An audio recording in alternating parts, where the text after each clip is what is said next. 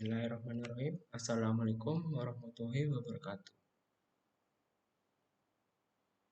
Baik ya, di pertemuan kali ini adalah pertemuan setelah UTS. Maaf ya untuk mata kuliah saya ataupun dosen. Mungkin ini mata kuliahnya nanti akan dirapel karena kita ini akan lebih banyak fokus mengenai persiapan akreditasi sehingganya pembelajarannya kita lakukan secara daring ataupun dirapel ataupun dalam bentuk video pembelajaran. Dan semoga ini tidak mengurangi nilai dari pembelajaran kita. Oke, sekarang ke pertemuan ke-9 kita akan membahas mengenai evolusi otak dan adaptasi. Evolusi itu sendiri dia adalah perubahan pada makhluk hidup seiring berjalannya waktu. Dan perubahan-perubahan pada sifat ini akan terwariskan dari populasi organisme dari satu generasi ke generasi berikutnya. Kemudian kombinasi dari evolusi itu bisa dari variasi makhluk hidupnya, bisa beragam bentuknya, kemudian juga bisa reproduksi dan seleksi. Kemudian perubahan frekuensi gen itu, faktor-faktor evolusi yang berperan itu ada mutasi, perubahan kromosom pada makhluk hidup, kemudian adanya seleksi alam berupa bencana alam, kemudian adanya arus gen yang diwariskan ke makhluk hidup ataupun penyimpangan genetik, yaitu terjadi perkawinan silang, sehingga ini akan memunculkan variasi yang baru. Makhluk hidup itu yang ada di dunia ini ada dunia tumbuhan, binatang, dan dunia protista atau makhluk hidup berukuran kecil. Dan klasifikasi binatang, taksonomi Linnaeus itu berdasarkan kesamaan anatominya, dan ada perbedaan anatomi juga menurut kepala tubuh atau fisiologi tubuhnya. Dan untuk kepala tubuh ini menurut hierarki Linnaeus. Kemudian 3 hal pada evolusi manusia itu dari perubahan sikap badan menjadi berdiri tegak, misalnya jadi mungkin dari merangkak kemudian bisa berdiri tegak, mungkin saat merangkak dia itu melihat dari hewan caranya berjalan, otomatis dia itu mengembangkan budayanya bagaimana cara berjalan sampai terjadi ini perubahan sikap menjadi berdiri tegak untuk berjalan tegak. Kemudian mengecilnya muka, mungkin dari bentuk makanan yang kasar menjadi yang halus, dan perkembangan otak dari otak yang volumenya kecil menjadi besar karena adanya ilmu yang diserap ataupun budaya yang dikembangkan. Kemudian famili Hominidae atau manusia itu prediksinya di zaman dahulu itu ada berbagai macam sesuai di daerahnya dan ditemukannya oleh penelitinya ada Ramathecus ini Australopithecus, kemudian ada Pithecanthropus, manusia Neanderthal, dan manusia Cro-Magnon. Ini semuanya punah dan yang ditemukan itu bisa berupa tengkoraknya, kemudian alat pengunyahnya, budayanya ini. Alat pengunyah itu bisa dari saluran pencernaannya ini pada giginya, kemudian mukanya, dan sistem alat geraknya. Untuk Ramapithecus itu, dia itu adalah manusia yang paling awal dan hidupnya itu diperkirakan 14-9 juta tahun sebelum Masehi, pemakan tumbuhan dan serangga serta binatang kecil sampai daging. Dia itu bertindak selaku herbivora sekaligus karnivora. Kemudian gigi I dan C ini bisa dicari ya di Google itu berbagai macam gigi itu ada, ini istilahnya ada gigi I, C, dan premolar, bisa dicari. Cirinya ini rapat ekus itu lebih kecil, kemudian kus-kus molarnya itu lebih rendah dibandingkan Dryopithecus dahulunya, dan dalam waktu lama itu akan membuat bentuk langit-langitnya yang keras semula berbentuk segi empat dan kelihatannya seperti pada monyet dan juga berubah menjadi lengkung sebagaimana terlihat pada manusia modern. Kemudian mukanya itu masih miring, itu miring ke depan, jadi mungkin rahang dagunya itu masih ke depan seperti monyet.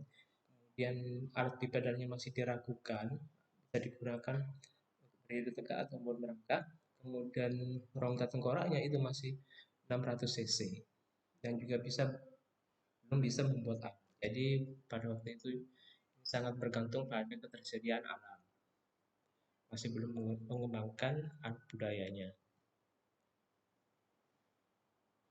Kemudian ada Australopithecus, yaitu hidup antara 3 sampai 2 juta tahun. Rahang-rahangnya kuat, origo dan incisio otot-otot pengunyah itu menonjol. Gigi geliginya itu lebih besar, mirip dengan genus Homo ataupun manusia. Gigi C atau caninus itu lebih kecil, bentuknya spatula. Gigi premolar bawah itu punya 2 kuspis, jelas beda dengan seperti monyet. Dahi itu sudah miring ke belakang, kemudian tulang arcus persilaris itu sangat menonjol. Kemudian badannya sudah nyata, walaupun masih tertatih untuk berjalan. Dan rongga tengkorak itu sudah bertambah 700 cc. Kemudian osteomidiumnya itu mendatar dan lebar, bagian kepalanya. Kemudian masih ada pendapat pro dan kontra tentang bisa atau tidaknya membuat alat. Kemudian ada Pithecanthropus, dia hidup di antara 2 sampai 2 juta sampai 100.000 tahun. Gigi geliginya itu besar, gigi caninus itu agak menjorok ke bawah. Jadi itu bagian kitarinya itu agak ke bawah, kemudian dahi miring ke belakang. Arcus superciliaris itu sangat menonjol, kemudian berjalan dengan 2 kaki, sudah lebih nyata dan terampil, dan rongga tengkorak itu 900 cc. Makin nyata terlihat ostium iliumnya itu mendatar dan lebar.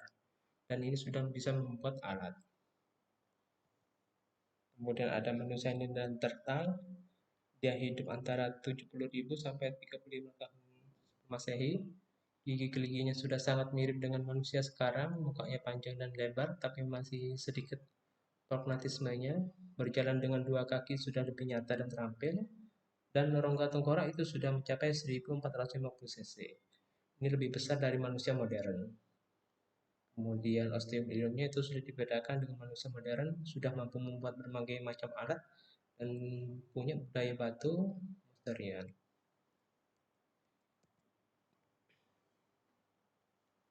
Kemudian ada manusia Cro-Magnon, hidup antara 35.000 sampai 25.000 tahun. Gigi-giginya sudah sangat mirip dengan manusia sekarang, sudah hampir sama dengan manusia modern. Ini berjalan dengan 2 kaki, lebih nyata dan terampil, dan hampir sama dengan manusia modern. Kemudian juga dia sudah mampu mengembangkan budayanya untuk membuat alat yang bahkan sudah bisa dipoles. Kemudian ada manusia modern, ini ada manusia Paleolitik, hidupnya pada tahun sekian, dan manusia Neolitik. Ini tergolong manusia dengan budaya batu, sifatnya komunal. Makin lama itu akan menetap, tidak hanya berburu tapi juga mulai bertani. Kemudian juga muncul sudah budaya menulis pada zaman manusia ini ya, Yunani, Mesir, Cina, dan India. Kemudian otak manusia itu pusat koordinasi dan pusat kendali fungsi-fungsi badan. Ini sebagai pusat penerimaan, pengolahan, penyiaran informasi, perasaan, dan pertimbangan. Ini lebih kecil dari otak gajah dan ataupun ikan paus, dan otak manusia itu rata-rata itu 1000 sampai 2000 gram dan beratnya 1330 gram, dan otak perempuan itu lebih kecil daripada otak laki-laki. Ini hanya ukurannya saja ya, tapi kemungkinan itu volume cc-nya berbeda. Biasanya antara laki-laki dan perempuan, kalau perempuan itu lebih giat ataupun dia itu lebih banyak berpikir tentang kehidupan, maka dia itu bisa lebih dewasa. Kemudian otak primata itu terbesar, itu sehubungan dengan ukuran tubuhnya, ini berhubungan dengan anatomi dan fungsi kontrol, adaptasi manusia khusus, baik itu komunikasi, alat reproduksi, dan budaya. Kemudian ada otak dan tengkorak otak. Otak itu besar dan kecil, ada hominisasi. Otak besar itu terdiri dari kulit otak, terdiri dari sel-sel syaraf otak. Kemudian ada motoris, pergerakan otot, yang sensoris itu menerima rangsang atau informasi, diterima oleh panca indera. Dan lateralisasi, ini ada dominasi sisi, fungsi, dua sisi badan tidak sama kuat. Contohnya ini ada pada pusat bahasa, pada otak bagian kiri, orientasi ruang otak kanan, dan motoris otak kanan. Kemudian otak kecil ini fungsinya untuk keseimbangan. Koordinasi otot itu untuk terampil, koordinasi otot tangan, mata, dan kepala. Kemudian untuk bergerak tegak dan berjalan itu di bagian pengendalian keseimbangan pada otak kecil.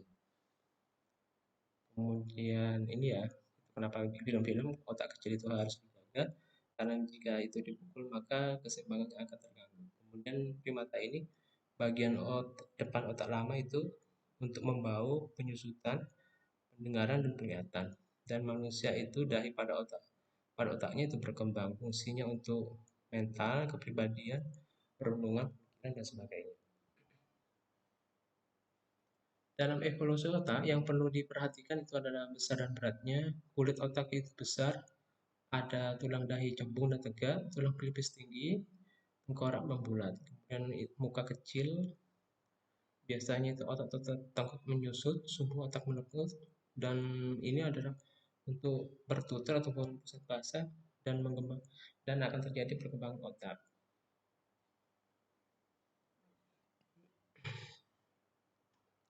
Kemudian juga dari bentuk dan proporsi bagiannya itu antara rasio berat atau besar otak dengan badannya, hubungan dengan sel-sel syaraf tambahan, kemudian ada sumbu dan posisinya terhadap tulang belakang, baik itu berdiri tegak, posisi kepala itu akan berubah, awalnya di depan bisa di atas tulang belakang. Kemudian perubahan menurut umur, ini menurut rentang umur dan antara lamanya dalam kandungan dengan besarnya otak, ini sangat bervariasi. Kemudian perbedaan jenis kelamin. Dan jenis kelamin juga ditentukan untuk menentukan besarnya otak. Kemudian perbedaan antara besar otak dan rongga tengkorak. Besar otak ini pada waktu lahir itu ada hubungannya dengan yang besar dengan bentuk panggulnya. Bila otak mencapai ukuran dewasa tentunya akan berbeda lagi. Ini perbandingan rangka pada makhluk hidup mamalia primata dari berbagai jenis baik itu manusia, simpanse, dan primata lainnya.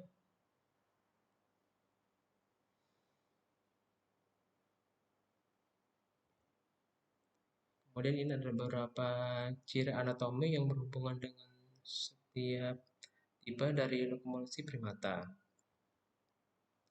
Dan ini ciri yang membedakan awal mula spesies pada manusia.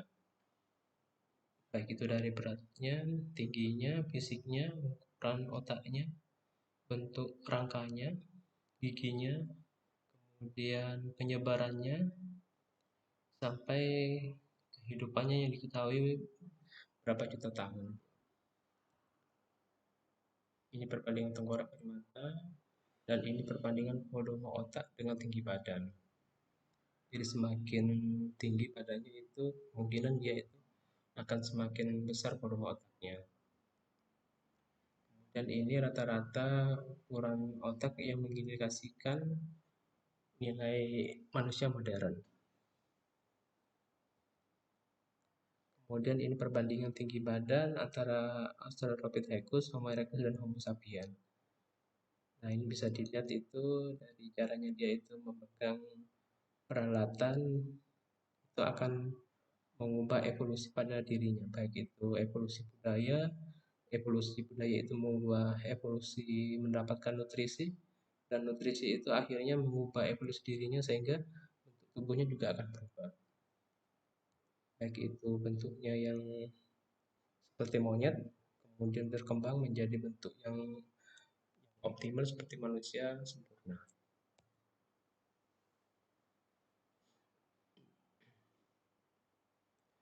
Dan tinggi badan manusia ini diatur oleh berbagai faktor, perkembangan teknologi kesehatan, dan tingkat nutrisi yang baik ini menyebabkan pertambahan tinggi badan manusia di dunia meningkat secara drastis dalam beberapa tahun ini. Ini tinggi badan rata-rata di berbagai negara.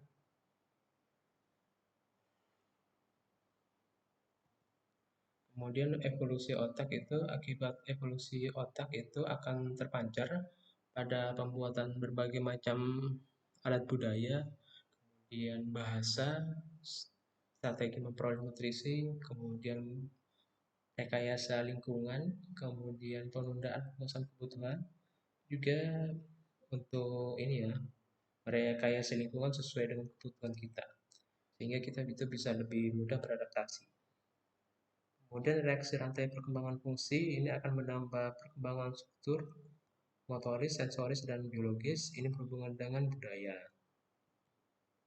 Kemudian adaptasi manusia terhadap lingkungan fisik itu, yaitu manusia itu bisa ini ya, mengubah suatu lingkungan yang sekiranya tidak nyaman ataupun fluktuasi ataupun tidak begitu kondusif, dengan caranya dia itu mengembangkan budayanya, yaitu dengan peralatan ipteknya.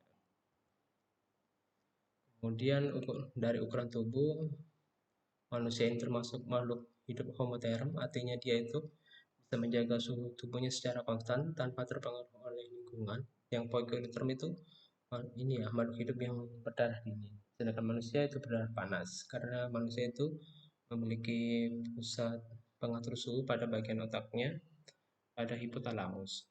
Kemudian masuk suhu lingkungan baru tentunya akan mengubah adaptasi pada manusia itu, baik itu adaptasi fisiologi, kemudian bentuk tubuhnya dan fungsionalnya, dan ini akan membuat proses adaptasi secara genetika. Hal-hal yang mempengaruhi adaptasi itu baik dari aktivitasnya, emosinya, kemudian suhu lingkungan.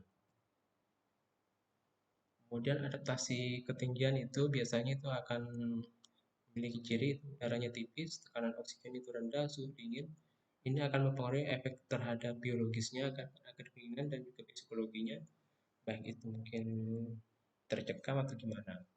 Kemudian respon biologi itu kecepatan pernapasan dan jantung itu akan naik, bisa terjadi kelelahan mental dan fisik, gangguan pencernaan dan tidur, pening, berat badan itu akan menurun, keguguran, bayi lahir itu akan cacat, dan kematian dini bagi bayi.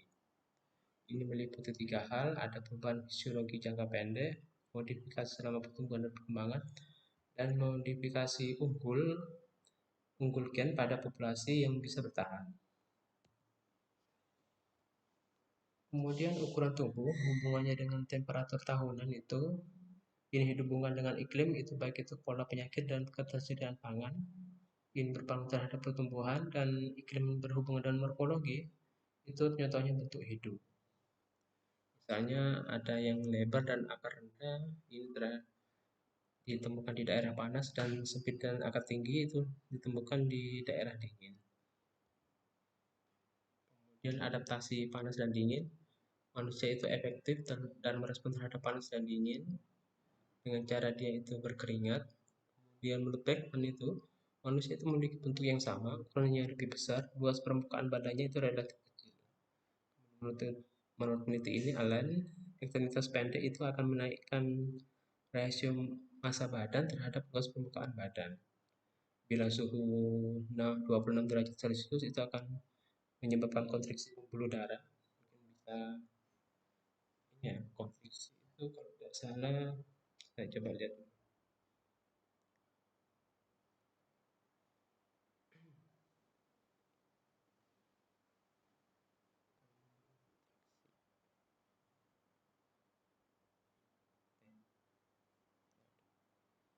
Mungkin kontriksi itu adalah pecahan pembuluh darah. Kemudian suhu 20 itu menambah produksi panas tubuh dengan cara menggigil. Kemudian suhu 5 derajat itu akan menyebabkan suhu otak menjadi dingin sehingga akan menjadi pingsan. Jadi itu kenapa kita harus menjaga suhu tubuh agar tetap hangat bila di lingkungan yang terlalu ekstrim dingin, sehingga itu kalau otak kita ini tidak sadar dan pingsan itu kemudian bisa mengancam jiwa. Dan ini hubungan antara berat badan dan temperatur rata-rata tahunan untuk 4 kelompok di beberapa negara. Jadi itu ada beberapa negara yang sekiranya dia itu bisa apa ya, bisa survive dengan suhu sekian dan berat badannya sekian itu. Jadi yang bisa yang kecil ataupun yang tinggi. Jadi pada ini grafik itu bisa dilihat orang Eropa itu dia itu meskipun suhunya sampai 0 derajat ataupun orang Amerika India itu sampai -10 dia itu bisa bertahan karena dia itu sudah mengembangkan budayanya dan cara memproduksinya.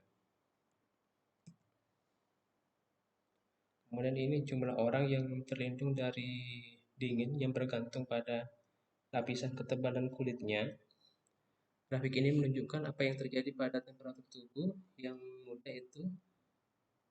Maksudnya ini mungkin lebih adaptif terhadap temperatur udara 15 derajat Celcius selama 2 jam, dan temperatur itu menyebabkan ini mungkin kulit itu mungkin lebih ini ya, lebih hangat itu.